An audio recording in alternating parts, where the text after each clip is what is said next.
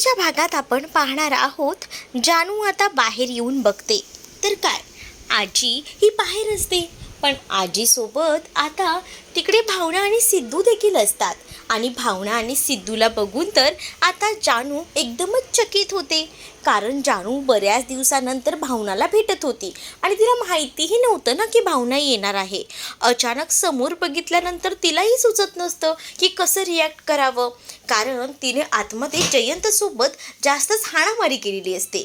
तिला असं वाटत असतं की जयंतनेच आपल्या आजीला काहीतरी केलंय. म्हणूनच आता ती धावत पळत बाहेर आलेली असते. तेवढ्यातच आता भावना तिला म्हणते की काय झालंय. तर जानू म्हणते की काही सिरियस नाही आहे, सहज म्हणून मी अशीच विचार करत बसले होते. पण मला असं वाटलं की बाहेर कुठे गेली आजी, म्हणून मी तशीच आले, असं काहीसं ती आता बोलू लागते. तर दुसरीकडे मात्र आता भावना म्हणते, अगं जानू, इतक्या सिरियसमध्ये नाही राहायचं. तू आता प्रेग्नेंट आहेस ना, मग हसून खेळून राहायचं, एवढं टेन्शन घ्यायचंही नाही, असं देखील आता म्हटलं जातं. मग काय, भावना म्हणत असते की आता तू प्रेग्नेंट आहेस, मग तू खुश राहायला हवं, तेव्हाच तर बाळ खुश राहील ना. आणि मी असं ऐकलं आहे की 5 महिन्यात असताना ना बाळाला ना ऐकायला जातं सगळं. मग मी आता त्याची मावशी आहे, मलासुद्धा बाळासोबत गप्पा मारायच्यात. आणि तुला माहिती आहे का, जयंतराव तुझ्यासोबत आहेत ना, तर तुला कसलीही काळजी नाही, कसलंही टेन्शन नाही. मला माहिती आहे ना, कारण जयंत तुझी खूप जास्त काळजी घेतो. दुसरीकडे मात्र आता संतोषने ना एक तोरण आणलेले असतं लावायला दरवाजासाठी, पण ते तोरण ना नेमकं लहान असतं, त्याने मोठं तोरण आणलेलं नसतं. मग काय, आता लक्ष्मी आणि श्रीनिवास त्याची मजाच घेत असतात. श्रीनिवास आता म्हणतात की अरे, तुला तोरण आणायला सुद्धा समजत नाही, कधी आणलंच नाही आहेस ना, कारण ह्या सगळ्या जबाबदारी आधी बँकेने घेतल्या होत्या आणि आज कुठे तुला शिक्षा दिली आहे, तुला या घरात राहायचं आहे म्हणून तू आता हे सगळं करतोयस. पण तोरणही तुला धड आणता आलं नाही आणि ते लावताही येत नाही आहे, काय बोलावं आता. तर लक्ष्मी म्हणत असते की कर रे बाबा, लवकर कर, काय ना आपल्याला बाकीची सुद्धा कामं करायची आहेत, असं बोलून त्याला आता पिडत असतात. मग काय, ते कसं बसं तो तोरण लावतो. मग आता लक्ष्मी म्हणते, चल आता हे तोरण तर लावून झालंय, जा पटकन बाहेर जा आणि 2 किलो काजू कतली घेऊन ये. आता लक्ष्मीने असं म्हटल्यानंतर इकडे मात्र संतोषला फार मोठा धक्का बसतो. संतोष म्हणतो, काय? आता श्रीनिवास म्हणतात, काय वगैरे बोलायचं नाही आहे तुला, तुला सांगितलेलं आहे ना की तुला कामंही करावीच लागणार आहेत, त्यामुळे गुपचूप जायचं आणि जाऊन काजू कतली घेऊन यायची. मग काय, तो आता त्यांच्याकडे पैसे मागत असतो, हात पुढे करतो आणि पैसे द्या म्हणत असतो. पण आता ते म्हणतात की तुझ्या हातावरच्या रेषा पाहून तर तू जर शांत राहिलास ना, तरच तुझं भवितव्य चांगलं दिसतंय, नाही तर तुझं भविष्य काही चांगलं नाही आहे. घरात राहायचं असेल तर शांत राहायचं लावावं लागेल, असं काहीसं मुद्दाम श्रीनिवास आता बोलू लागतात. मग काय, संतोषही आता म्हणतो की चालतंय, चालेल चालेल, राहतो मी शांत. आता काही त्याच्याकडे ऑप्शनच नव्हता ना शांत राहण्या वाचून, त्यामुळेच आता तो गपचूप बसतो. तेवढ्यातच ना तिथे आता आलेली असते ती म्हणजे वीणा. वीणा म्हणते की जरा ना एक प्रॉब्लेम होता, मला ना 500 रुपये हवं होते. वरच्या स्कूलमध्ये ना ते पंक्ती बनवायचं कार्यक्रम आहे आणि त्या कार्यक्रमासाठी मला पैसे लागणार आहेत, त्या कार्यशाळेसाठी. मग तुम्ही देताय ना पैसे? मग काय, पैसे तर काढून द्यावेच लागतात. दुसरीकडे मात्र ते पैसे काढून देताना त्याचे हात नुसते काचरत असतात, कारण त्याला देऊ की नको झालेलं असतं. लक्ष्मी म्हणते, अरे चल रे बाबा, लवकर चल, काही ते पैसे दे आणि मोकळं कर, कारण आपल्याला पुढेही कामं करायची आहेत की. मग काय, आता पैसे वगैरे तो देतो आणि मग काय, त्याला श्रीनिवास म्हणतात की पिशवी घेऊन जा. जाताना तो पिशवी घेऊन चाललेला असतो, त्याचं लक्ष नसतं, इथे जी लक्ष्मीने रांगोळी काढलेली असते ना, ती रांगोळी तो खराब करतो. मग काय, आता लक्ष्मी पुन्हा एकदा पेटून उठते. लक्ष्मी म्हणत असते की काय रे, दिसत नाही का तुला, ही रांगोळी तू खराब केलीस, ती रांगोळी आधी नीट कर, ठीक कर, मगच तुला पुढे जायला भेटेल. मग काय, त्याला आता काही झालं तर ती रांगोळी ठीक करावीच लागणार असते, कारण त्याच्याकडे दुसरा पर्यायच नसतो. कारण त्याला आता लक्ष्मीने सांगितलेलं असतं की तुला आमचं सगळ्यांचं ऐकावंच लागणार आहे, त्यामुळे आता त्याला काही झालं तरी हे ऐकावंच लागणार असतं. मग आता तो म्हणतो की ठीक आहे, काय झालं तरी आपल्याला हे तर करावंच लागेल. मग तो आता तिथे बसून ती रांगोळी नीटपणे सावरत असतो. मग काही श्रीनिवास म्हणत असतात की आता तुला पटपट जायचं आहे, आवरायचं आहे, काय तुझं लक्षही नाही बाबा घरात. तुला लवकर जाऊन 2 किलो काजू कतली घेऊन यायची. 2 किलो काजू कतली घेऊन ये, पटकन हे काय ते आवर. असं देखील आता त्याला म्हटलं जातं. आता तर त्याला टेन्शन आलेलं असतं, कारण आता त्याला असं वाटत असतं की काय करून बसलोय मी. म्हणजे कानाखाली काय मारली तर सगळीकडनं आपली वाट लागलेली आहे आणि त्यामुळेच आता तो खूपच जास्त टेन्शनमध्ये येतो. तर दुसरीकडे मात्र सिंचना आपल्या रूममध्ये बसलेली असते.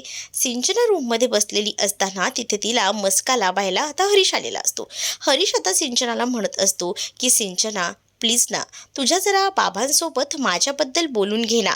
म्हणजे मीही बिझनेस सुरू केला तर कसं जरा माझ्याकडेही पैसे येतील, मग आपलंही सगळं चांगलं होईल, असं काहीसं आता तो म्हणू लागतो. मग सिंचना म्हणत असते की मी बोलते, पण थोडा वेळ दे, कारण आज आपल्याकडे एक प्रोग्राम आहे आणि आज दसऱ्याच्या प्रोग्राममध्ये मी बाबांच्या कोणत्याही कार्यक्रमात ढवळाढवळ करणार नाही आहे, त्यामुळे मी नंतर बोलेन. पण तो आता तिला जबरदस्ती करतो. तो म्हणत असतो की सिंचना प्लीज ना गं, मला ना बिझनेस स्टार्ट करायचा आहे आणि त्यासाठी मला पैशांची गरज आहे. मग बाबांनी पैसे दिले तरच मी जमवू शकतो ना थोडे थोडे का पैसे. ती त्याला आता पाय दाबायला सांगते. मग काय, आता त्याला बायकोच्या बैलाप्रमाणे तिचे पाय काय हात काय सगळंच दाबावं लागत असतं. तो सुद्धा ती सांगते तसं सगळं काही दाबून देत असतो. अगदी डोकंही ती दाबायला सांगते. मग तो डोकंही तिचं दाबून देतो. मग आता तिला लाजही वाटत नसते. तिला आता तो म्हणत असतो की मी ना आता ठरवलंय की मस्त एक बिझनेस करायचा आणि तो बिझनेस म्हणजे काय तर त्याला रेस्टॉरंट काढायचं आहे आणि ते सुद्धा कसलं तर फ्युजन विथ साऊथ इंडियन, आणि ते रेस्टॉरंटबद्दल तो कल्पना तिला देत असतो.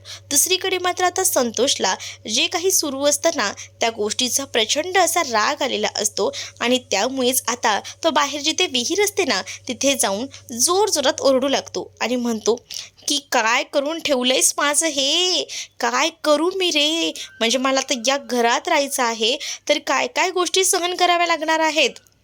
तर दुसरीकडे लक्ष्मी आणि श्रीनिवास हे सगळं काही मागून पाहत असतात. त्यांना तर आता हे सगळं बघूनच ना खूप मोठा धक्का बसलेला असतो. पण आता या सगळ्या गोष्टीचा आनंद ना इथे मात्र वीणाला होत असतो. वीणा म्हणत असते की बाबा, तुम्ही जे काही केलं आहेत ना ते एकदम परफेक्ट केलं आहे बघा. म्हणजे जी शिक्षा द्यायला हवी होती ती परफेक्ट दिली गेलेली आहे. इकडे किचनमध्ये आता रेणुका, निलांबरी आणि त्याचसोबत भावना काम करत असतात. त्याच वेळेला निलांबरी आणि त्याचसोबत रेणुका जेवणाचं काम करत असतात, तर भावनासुद्धा त्यांच्यासोबत असते. रेणुका विचारते भावनाला, अगं तुझी आजी कशी आहे, बरी तर आहे ना. तर भावना म्हणते की हो आता आजी बरी आहे, पण अजूनही ती शुद्धीवर आलेली नाही आहे. लवकर कधी ते शुद्धीवर त्याचीच आम्ही सगळीच जण वाट बघतोय. तर दुसरीकडे मात्र आता या सगळ्या गप्पा सुरू असतात आणि आज ना जिलेबीचा कार्यक्रम असतो. म्हणजे आज ना घरात जिलेबी बनवत असते रेणुका आणि रेणुकाने ही जिलेबी खरंच खूप उत्तम बनवलेली असते आणि निलांबरी त्या जिलेबीचं कौतुक करत असते. आणि आज आपल्या घरात इतकी जिलेबी बनली ना तरीसुद्धा ना ही जिलेबी जी आहे ना ती कधीही खाता येत नाही आईना, कारण आपल्या घरात जिलेबीची स्पर्धा असते. मग ही गोष्ट आता जेव्हा भावनाला समजते ना तेव्हा भावना म्हणते हे असंच असतं बघा स्त्रियांचं. म्हणजे ज्या कोणी पदार्थ बनवणार त्यांना ही गोष्ट खायलाही मिळत नाही ना त्याचं फार दुःख होतं. म्हणजे माझ्या आईचंही तसंच असायचं. म्हणजे आईही असाच स्वयंपाक बनवायची आणि तिच्या आवडीचं असलं तरी तिला खायला भेटायचं नाही या सगळ्या गोष्टींमुळे. आणि या सगळ्या गोष्टी जेव्हा आता भावना बोलते ना तेव्हा ती हेही सांगते की आमच्याकडे ना एक अशी पद्धत होती की पुरुष लोक जेव्हा खायची ना तेव्हा काहीच उरायचं नाही. मग आमच्याकडे अशी पद्धत होती की जे काही आहे ना ते पहिल्यांदा महिलांनी खाऊन घ्यायचं, मग आम्ही एकत्र बसून थोडं थोडं का होईना खाऊन घ्यायचो, मग आम्हाला आमच्या आवडीचं सगळं खायला मिळायचं. असं देखील आता ती म्हणू लागते. मग आता रेणुकाला ही आयडिया पटते. रेणुका म्हणते की आपण सुद्धा असंच करू शकतो. तुम्ही एक काम करा, निलांबरी आणि तू दोघीही जणी ना आता जेवायला बसून घ्या ना, म्हणजे कसं जिलेबी तुम्हालाही खाता येईल. माझं काय गं, मी बघून घेईनच गं, असं देखील आता ती म्हणू लागते. मग काय, निलांबरीला ही कल्पना आवडते. म्हणजे काय, आजीला मुद्दामून भडकवायला भेटेल ना, कारण कसं आहे ना या घरात गालीपाटल्यांच्या आधी पुरुष मंडळी जेवतात, मग बायका जेवतात. मग आता या सगळ्या गोष्टी जेव्हा त्यांना कळतील तेव्हा काय असा विचार नीलांबरी करते. पण आता नीलांबरी दाखवते आणि म्हणते की चला आपण जेवायचं आहे ना, मी पटकन आवरून येते. आणि असं बोलून ती आता आजीच्या रूममध्ये जाते. आजीचे कान भरू लागते. आजीला आता सगळ्या गोष्टी ती सांगू लागते. मग काय, आजीचं तर आता डोकंच फिरलेलं असतं. आजी म्हणते असं करणार आहेत का ह्यांना तर ना आता मी सोडत नसते बघ. आता बघ मी माझ्या पद्धतीने कसं सगळं करते ते. आणि असं बोलूनच आता आजी तमाशा घालायचं ठरवते. मग काय, नीलांबरीने ठरवल्याप्रमाणे नीलांबरी जी आहे ती आता जायला निघते. नीलांबरी पुढे जाते. नीलांबरीने ठरवलेलं असतं आता तमाशा करायचा. आणि त्या तमाशेसाठी ती एकदम जोरात निशी तयार असते. कारण तिला भावनाला खाली लेखायचं असतं आणि त्याचसाठी तिची ही जबरदस्त अशी तयारी सुरू असते. त्यानंतर आता नीलांबरीने आजीचे कान फुंकलेले असतात. आता आजी बाहेर जाते आणि आजी बाहेर जाऊन आता त्या सगळ्या तमाशाच्या मूडमध्ये असते. तर दुसरीकडे जानू जी आहे तिला आता भयंकर असा त्रास होत असतो खरं तर. कारण ती हे सगळं काही सहनच करू शकत नसते. कारण इतके दिवस सगळ्या काही गोष्टी ना तिने सहन केलेल्या होत्या जयंतच्या. पण आता तिला ना या सगळ्या गोष्टीचा राग येऊ लागतो. तिलाही कळत नसतं की आता काय करावं. म्हणूनच ती खूप जास्त टेन्शनमध्ये असते. पण ती ठरवते काही झालं ना तरीसुद्धा आता नाही सहन करायचं. आता नाही यावर मार्ग काढायचा. म्हणजे काय, तर आता फिक्स करायचं आपण की ह्या माणसासोबत जास्त दिवस आपण सहन नाही करू शकत राहत. कारण हा माणूस एकदम विचित्र आहे आणि म्हणूनच ती आता निर्णय घेत असते. तर दुसरीकडे मात्र आता नीलांबरी आणि त्याचसोबत भावना ह्या जेवणाच्या टेबलवर बसलेल्या असतात. पण भावनाला आता जेवण वाढायचं काम रेणुका करत असते. रेणुकाला सुद्धा भावनाने जेवायला बसायला सांगितलेलं असतं. पण काय, तेवढ्यातच आता तिथे आजी येते आणि आजी भावना जे ताट घेऊन बसलेली असते ना ते ताट उडवून लावते. मग काय, ते ताट बाहेर उडवून लावल्याबरोबर आजीला भावना म्हणू लागते की हे सगळं काय आहे आजी. आजी म्हणतात काय आहे म्हणजे घरात पुरुष मंडळी नाही आहेत आणि त्याच आधी तुम्ही हे सगळं जेवायला बसताय. तुम्हाला जराही लाज वाटत नाही का? आपल्या गाडेपाटलांच्या घरात काही पद्धत आहे. पुरुष मंडळी जोपर्यंत घरात नाही आहेत ना तोपर्यंत कोणीही जेवायचं नाही. मग तुम्ही कसे काय जेवताय असा प्रश्न देखील आता केला जात असतो. आणि जेव्हा हा प्रश्न केला जातो तेव्हा भावना म्हणते की तुम्हाला ही गोष्ट पटत नव्हती तर तुम्ही या गोष्टीबद्दल माझ्याशी बोलायला हवं होतं. तुम्ही ह्या जेवणाचा अपमान करायला नको होतात. आज तसंही दसरा आहे आणि तुम्ही हे जेवण असं फुकट घालवताय. मला नाही आवडलं हे. त्यावर आता आजी म्हणतात की तू मला ज्ञान शिकवू नकोस. हे असलं जेवण आहे ना आम्ही ना बाहेर कुत्र्यांना प्राण्यांना सगळ्यांना देत असतो. गरिबांना सुद्धा देतो. पण तुझं जे काही चाललंय ना ते मला आवडलेलं नाही आहे. तुला काय वाटलं या घरात आल्यावर तुला ज्या गोष्टी करता येतील त्या करता येतील का? तर हा तुझा गैरसमज आहे. कारण मी आहे ना, मी या घरची राणी आहे, राणी. या घरात आपण म्हणणार ना तसंच चालणार. त्यामुळे मी सांगते ना तुला की या घरात माझ्या मर्जीप्रमाणे सगळं चालणार तर ते ऐकायचं आणि त्याच पद्धतीने राहायचं. असं देखील आता आजीचं म्हणणं असतं.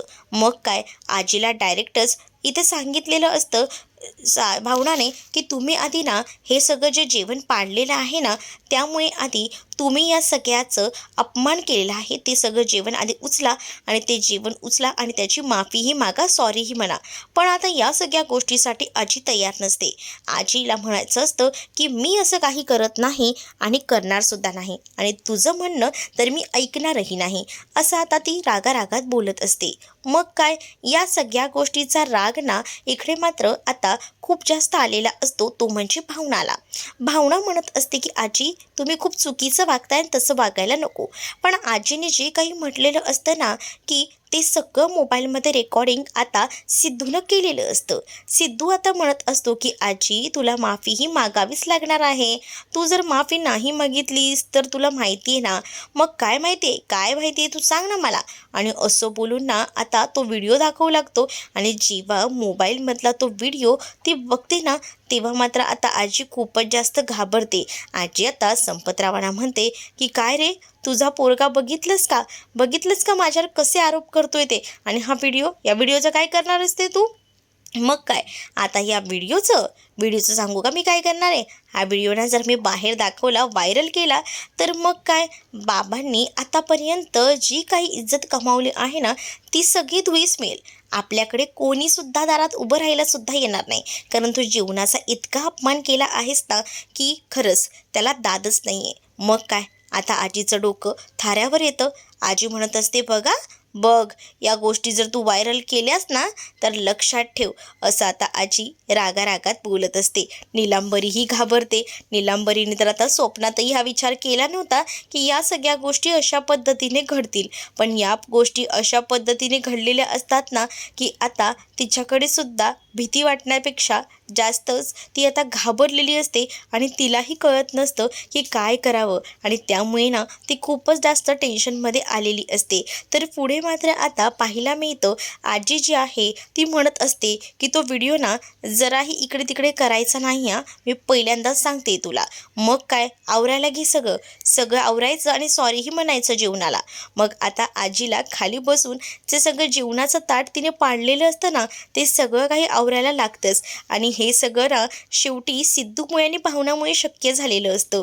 मग आता ह्याचा व्हिडिओसुद्धा सिद्धू करत असतो आणि तो म्हणत असतो की काय ना आजी, याचा व्हिडिओसुद्धा करणं गरजेचं आहे ना, कारण तू जे आहेस ना ते कधीही पलटू शकतेस, म्हणूनच तुझा हा व्हिडिओ मी बनवून ठेवतोय, असं देखील आता सिद्धू म्हणू लागतो. मग काय, आजीने आता या सगळ्या गोष्टी तर उचललेल्या असतात, पण आजीचा दरारा ना काही कमी होत नसतो. आजी म्हणत असतात की तुला तर ना मी सोडणारच नाही, बघ आता तुझं काय करते ते, असं बोलूनच ती आता खूपच जास्त चिडलेली असते.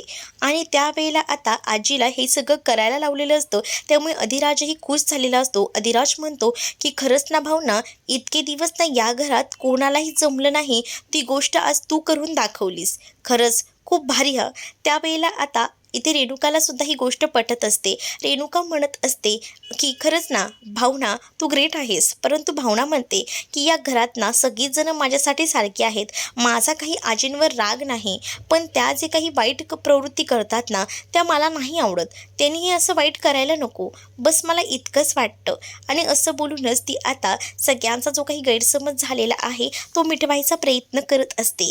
पण काय, इकडे आता पाहायला मिळतं, भावनाने एवढं सगळं तर बोललेलं असतं, पण सिद्धूला ना आता भावनाबद्दल खूप जास्त कॉन्फिडन्ससुद्धा आलेला असतो आणि त्याला कळून चुकलेलं असतं की खरंच ना आता भावना ही पहिल्याची नाही राहिलेली. दुसरीकडे मात्र आता पाहायला मिळतं, जानू ही खूप जास्त भडकलेली असते आणि तिने आता ठरवलेलं असतं की काही झालं तरीसुद्धा आता तिला जयंतचं थोबाड बघितलं ना तरीसुद्धा राग येत असतो. आणि म्हणूनच मग ती आता ठरवते की ह्या जयंतला चांगलंच वटणीवर आणायचं, जयंतचा आज खात्मा करायचा. यासाठी तिने ते जयंतचं तोंडाचं मास्क बनवलेलं असतं आणि ती आता त्या रावणाला लावणार असते आणि त्या दहन करणार असते त्या रावणाचं. कारण आज दसऱ्यासारखा सण आहे आणि हाच सण जो आहे तो खरं तर आपल्यासाठी खूप महत्त्वाचा आहे. आणि मग समोर रावण असतो, त्यालासुद्धा असे ब्लॅक कपडे घातलेले असतात तर जयंतसारखेच, आणि त्यामुळे आता ब्लॅक कपडे घातल्यामुळे तिथे मात्र जानूने त्या रावणाला आता फोटो लावलेला असतो, तो म्हणजे जयंतचा, आणि तो फोटो घेऊनच तिला आता त्या रावणाचं दहन करायचं असतं. इथून समोरून ती आता जोरात असा बाण फेकून मारते आणि तो जेव्हा बाण बरोबर परफेक्ट ठिकाणी जाऊन लागतो ना तेव्हा मात्र आता जयंतचा जो काही पुतळा असतो ना तो पूर्णपणे जळून खाक होतो. आणि तेव्हा कुठे जाऊन जानूच्या मनाला शांती लागते, कारण जानूने सहन खूप गोष्टी केलेल्या असतात आणि त्यामुळेच ना तिला कळत नसतं की आता हे सगळं कसं काय मॅनेज करायचं. म्हणजेच काय, तर आता तिला त्या सगळ्या गोष्टी आठवतात. प्रत्येकजण तिला बोललेलं असतं की तुझा नवरा असा आहे, तुझ्या नवऱ्यामुळे या माणसाचा जीव केलाय, आणि या सगळ्या गोष्टी जेव्हा तिला आठवतात ना तेव्हा मात्र आता तिने खूप जास्त भडकलेली असते. दुसरीकडे मात्र सिद्धू आता बेडरूममध्ये बसलेला असतो आणि त्याच वेळेला भावना तिथे येते. तर भावनाला आता सिद्धू म्हणत असतो की खरंच ना तुम्ही ना एकदमच वेगळ्या आहात हो, म्हणजे ना या 9 दिवसात मी तुम्हाला बघतोय, तुमचं जे काही वागणं आहे ना ते एकदमच बदलून गेलेलं आहे. कारण तुमच्यामध्ये बरेच बदल झालेत. पहिल्यांदा ना लग्न जेव्हा आपलं झालं होतं तेव्हा मी पाहिलं होतं, तुम्ही ना आजीचा आवाज आलात ना तरीसुद्धा घाबरायचात, पण आता आता पाहते ना मी, आता तुम्ही तर शांतच असता, असं देखील आता सिद्धू जो आहे तो भावनाला बोलू लागतो. भावना म्हणते तुमचं तर ना आपलं काहीतरी सुरू असतं. पण काय, सिद्धू आता भावनाला हे सगळं बोलताना तो म्हणतो खरंच शपथ सांगतोय, या वेळेला ना मी तुमचं हे भलतंच रूप पाहिलंय, कारण तुम्ही ना माझ्या बाबतीत सुद्धा त्या गुंडांसोबत काय ती मारामारी केली आणि कसले काय ते मला ना एकदमच आवडलं. तुमच्यात ना आता असं वाटते की देवीच संचारली आहे, तुम्ही बहुतेक माझंच कॉन्ट्रॅक्ट घेतले. त्यावर आता भावना म्हणते की नाही, उगाच ना काहीसुद्धा बोलू नका हा, उगाच आहे ना तुम्ही काही बोलून मला आता लाजवताय, असं देखील आता ती म्हणू लागते. तर दुसरीकडे मात्र आता पाहायला मिळतं, जो सिद्धू असतो तो आता भावनासोबत बोलत असतो. त्याच वेळेला भावना सिद्धूला म्हणत असते की मला ना जरा शंका येते हो, की काहीतरी प्रॉब्लेम आहे. मग अशी बघा ना, तेव्हा तुम्हाला किडनॅप केलं होतं, ते कोणी केलं होतं, काय केलं होतं याचा आपण शोध घेतला नाही. पण आपण आहे ना सगळ्या ह्याचा शोध घ्यायला हवा ना, की ह्या सगळ्या गोष्टी कोणी केल्या असतील. तर दुसरीकडे आता सिद्धू म्हणतो की आपण ती केस पुन्हा एकदा रिओपन केली म्हणून का, म्हणून कोणी आपल्या मुळाशी उठलं असेल का, असा विचार देखील आता तो करू लागलेला असतो. आणि तो हे सगळं बोलून सुद्धा दाखवतो. मग त्यावर आता भावना त्याला म्हणत असते की जर असं कोणी केलं असेल ना तर प्लीज तुम्ही या सगळ्यामध्ये लक्ष घालूच नका, कारण तुम्ही खूप जास्त माझ्यासाठी महत्त्वाचे आहात, असं देखील आता भावना बोलून जाते. मग काय, सिद्धूला तर धक्काच बसतो. सिद्धू विचार करतो की खरंच ना, ह्यांचं ना आता माझ्याबद्दलचं मत ना पूर्णपणे बदलून गेलेलं आहे. त्या आता माझ्या प्रेमात पडल्यात, पण फक्त बोलून दाखवत नाही, हे सुद्धा आता सिद्धूला कुठेतरी कळत असतं. दुसरीकडे भावना आणि सिद्धू गप्पा मारत असतात. त्याच वेळेला आता भावना सिद्धूला म्हणत असते की तुमचं ना कधी कधी काय सुरू असतं ना, खरंच ना मलाही कळत नाही. आणि असं बोलून ना आता ती मजा घेत असते. तेवढ्यातच महेशचा फोन येतो. तो म्हणतो इतक्या रात्री महेशने का कॉल केला असेल, असा विचारच आता तो करत असतो. तर भावनासुद्धा त्याच्याकडे पाहत असते. दुसरीकडे आता कामावर ना जयंत घरी आलेला असतो. त्याला बाहेर असं काहीसं रॉकेट पडलेलं दिसतं आणि त्यामुळे तो विचार करतो की हे असं काय आहे, आणि स्मेलही त्याला येत असतो. त्याला कळत नसतं की काय चाललंय. पण जानूने ज्या काही कृत्या आता केलेल्या असतात ना, त्यामुळे आता ती बाहेर म्हणजेच बेडरूममध्ये तिच्या जाऊन झोपलेली असते. तिला ना या सगळ्या गोष्टी सहन होत नसतात, कारण जयंतने तिच्या मित्रांच्या बाबतीत जे काही केलेलं असतं आणि त्याचसोबत बाकी गोष्टीसुद्धा ज्या काही कळलेल्या असतात ना, त्यामुळे भयंकर असं डोकं तिचं संतापलेलं असतं. आणि म्हणूनच आता ती विचार करत तशीच झोपलेली असते. तिला प्रत्येक क्षणाक्षणाला त्या सगळ्या गोष्टी आठवत असतात आणि त्यामुळे आता ती त्या सगळ्या गोष्टींचा विचार करत असते. तिचं आता डोकंही काम करत नसतं. पण दुसरीकडे आता सगळ्या गोष्टींमुळे भयानक असा तिला ताप चढलेला असतो. आणि जेव्हा तिला इतका असा ताप येतो ना, तेव्हा मात्र आता तिला कळत नसतं. पण तेवढ्यातच जयंत तिथे येतो आणि जयंत तिथे आल्यानंतर जानू अशी अस्ताव्यस्त झाली आहे हे बघतो. मग काय, तो विचार करतो की या जानूला झालंय तरी काय.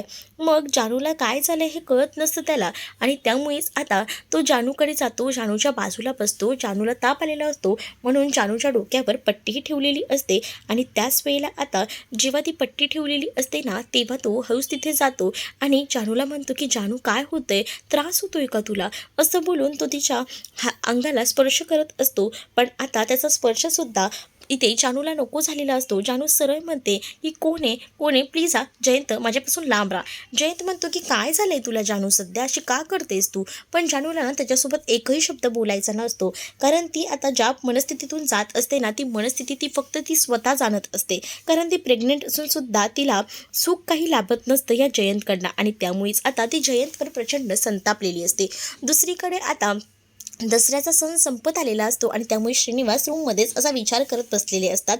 आणि त्याच वेळेला ते आता लक्ष्मीला म्हणतात, लक्ष्मी आज दसरा संपत आलाय, पण सॉरी ग, मी ना तुला काही सोन्याचा दागिना घेतला नाही आणि चांदीचाही घेतला नाही, त्यासाठी खरंच सॉरी, असं बोलून आता ते तिची माफी मागत असतात. त्यावर मात्र ती म्हणत असते की कधी मी तुम्हाला म्हटलंय का की मला काही हवंय म्हणून, तुम्ही असं का म्हणता हो आणि वाईट का वाटून घेता. तुम्ही माझ्यासाठी इतकं सगळं आतापर्यंत केलंय ना, तेच माझ्यासाठी खूप आहे. म्हणजे आतापर्यंत तुम्ही मला कधीच एवढं कमी सुख दिलं नसेल, इतकं सुख माझ्या पदरात घातलेलं आहे, इतकी सोन्यासारखी मुलं, इतकं छान संसार, सगळं काही तुम्ही माझ्या मनाप्रमाणे केले. मग आता मला काय हवंय, मला काही सुद्धा नकोय, सगळं तुम्ही माझ्या मनाप्रमाणे केलेलं आहे, असं देखील आता ती म्हणत असते. आणि त्याच वेळेला मात्र आता ते म्हणत असतात की नाही, पण तू सगळ्या संपत्तीला लाथाडून इथे आली. तुझ्या भावाला तू सांगितलं होतं की आपण एक स्वतःचं घर बांधू, ते तर मी तुझं स्वप्न पूर्ण करणारच आहे. थोडे दिवस फक्त थांब, मग मी आपलं हे सगळं स्वप्न पूर्ण करतो की नाही बघतोच, असं देखील आता इथे मात्र लक्ष्मीला श्रीनिवास बोलत असतात. मग काय, श्रीनिवासांनी हे म्हटल्यानंतर लक्ष्मी खूप जास्त खुश झालेली असते आणि ती म्हणत असते की मला खात्री आहे तुम्ही हे सगळं स्वप्न माझं पूर्ण करणारच आहात हो. पण तरीसुद्धा मी तुम्हाला म्हणते, तुम्ही नको टेन्शन घेऊ, सगळं ठीक होणार आहे, मला माहिती आहे. आणि त्याच वेळेला आता या सगळ्या गोष्टी ती बोलूनही दाखवते. तर दुसरीकडे मात्र आता श्रीनिवास यांनी येताना एक गजरासुद्धा आणलेला असतो, पण ते सकाळी द्यायला विसरलेले असतात. मग काय, तो गजरा ते नंतर देतात आणि ते तिला म्हणतात की खरं तर मी सकाळीच आणला होता, पण या धावपळीत ना घाई गडबडीमध्ये विसरूनच गेलो बघ, आणि असं बोलून ते तिला आता सावरत असतात. मग काय, इकडे मात्र आता पाहायला मिळतं की श्रीनिवास खूप जास्त हसत असतात, कारण त्यांना नेहमीच साथ देणारी लक्ष्मी त्यांच्या पाठीशी खंबीरपणे उभी असते आणि त्याचसाठी त्यांना सुद्धा खूप छान वाटत असतं. तर दुसरीकडे मात्र आता पाहायला मिळतं की ते जे गजरा असतात ते गजरा देतात, त्यामुळे ती खुश झालेली असते. पण ते तिला एवढंही म्हणतात की तुला आता गजरा तर मी दिलाय, पण हा गजरा तू आता माळणार कशी, कारण मला माहिती आहे ना रात्र खूप झाली आहे, मग आता गजरा तुला माळताही येणार नाही. खरं तर दिवसभर तुला हा गजरा द्यायला हवा होता, पण माझंच चुकलं, मीच विसरलो ना, असं काहीसं आता ते म्हणू लागतात. पण ती म्हणते की तुम्ही काळजी करू नका, हा जो गजरा आहे ना तो मी माझ्या उशाशी ठेवेन. आणि मग काय, हा उशाशी गजरा ठेवला ना की ह्या वासानेच आपलं सगळं घर जे आहे ना ते पूर्णपणे आता सुगंधाने भरून येईल, असं देखील आता ती म्हणू लागते. मग काय, त्यांना बोलता बोलताना आता त्या आनंदीची सुद्धा आठवण येऊ लागते.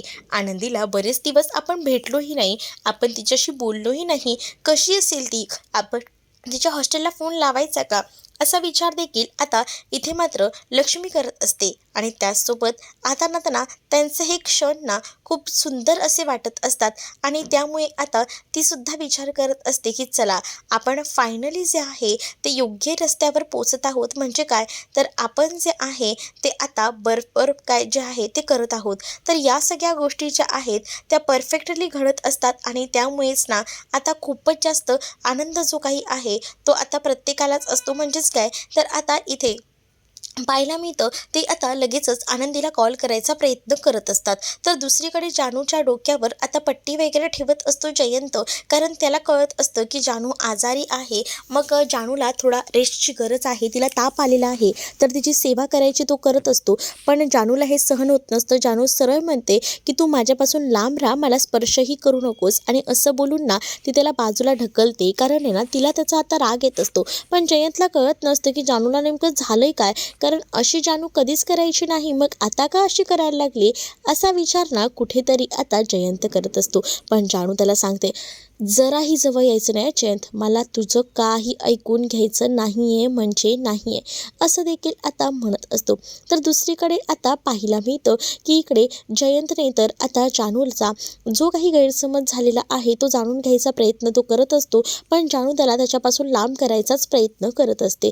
तर पुढे मात्र आता आपल्याला अजून एक गोष्ट पाहायला मिळते, त्यामुळे आता जानू जी आहे ती प्रचंड भडकलेली असते. तिला आता त्या जयंत थोबडंसुद्धा बघायचं नसतं, आणि त्यामुळे तिला त्याला त्याच्यापासून लांब करण्याचा विचार करत असते. तर त्यानंतर तिला त्रासही होत असतो, ती एका कुशीवर बसून रडत असते, आणि जयंतने ज्या ज्या काही गोष्टी केल्या त्या तिला पुन्हा पुन्हा आठवत असतात, आणि त्यामुळे ना तिला खूप जास्त असा त्रासही होत असतो. पण तो त्रास काही झालं तरी तिला आता तो सहन करायचा असतो, कारण तिच्याकडे दुसरा पर्याय उरलेला नसतो. पुढील भागात पाहायला मिळतं की रवी जो आहे तो संपतरावांना भेटलेला असतो. तर संपतरावही आता म्हणत असतात की काय ठरवलं आहेस तू, काही झालं ना तरी आमचे ही चिरंजीव ना शांत बसायला तयार नाही आहेत, तुम्हाला इतका पैसा देतो ना, काही झालं तरी सुद्धा ना या सगळ्या मुळापर्यंत माझे चिरंजीव जायला नकोत, याची काहीतरी सोय कर. मग काय, आता रवी म्हणत असतो की तुम्ही फक्त पैसे फेका, मी सगळ्याची सोय करतो.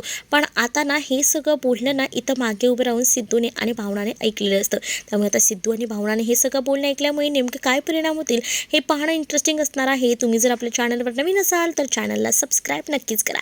चला तर मग भेटूया पुढच्या भागात, तोपर्यंत टाटा बाय.